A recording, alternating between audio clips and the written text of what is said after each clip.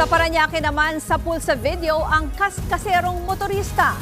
Sumampa pa ang sasakyan sa sidewalk kung saan nasagasaan nito ang isang babae. Nasa frontline ng balitang yan, si Carrie Cator. Pasado alas 8 ng umaga nang makuna ng disgrasyang yan sa may barangay Don Bosco sa Parañaque. Biglang kumana ng pulang AUV at tila hindi tansyado ng driver ang daan dahil nasobrahan ito sa kabig.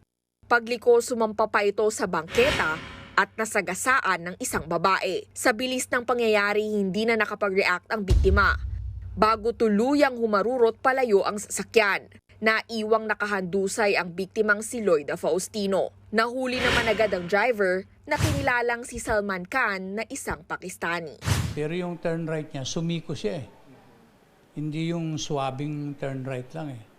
So nag-ramp siya doon sa gutter. Parang run over nga nangyari. Hindi ko alam kung alam niya nakabangga siya o alam niya gutter lang yun na rampahan niya. No?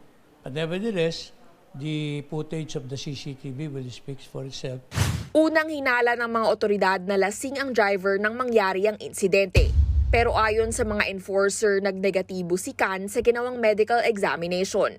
Hinihintay pa sa ngayon ang resulta ng drug test. Napag-alaman naman na nahuli na pala ang suspect nito lang August 18 dahil sa pagmamaneho rin ng lasing. Na-inquest na raw sa ngayon si Khan ng Parañaque City Police. Hiling naman ng pamilya ng biktima, wag daw sanang pakawalan agad ang driver, lalo pat naka-confine ngayon sa ospital ang biktima. Dapat po, hindi muna siya palabasin eh. Kasi habang di pa nakakalabas yung kapatid ko, sasagutin niya sana yung mga gastusin lahat. Kasi sabi nila pagka nakalabas na raw ng ospital, okay na raw, wala raw silang panagutan. Dapat hindi ganun eh. Nakakaawa po, hindi maganda yung ginawa nila eh. Dapat panagutan nila. Kahapon, inoperahan na raw si Lloyda para sa mga tinamong pinsala sa katawan. Handa naman daw ang barangay officials na magpaabot din ng tulong sa biktima at kanyang pamilya kung kinakailangan.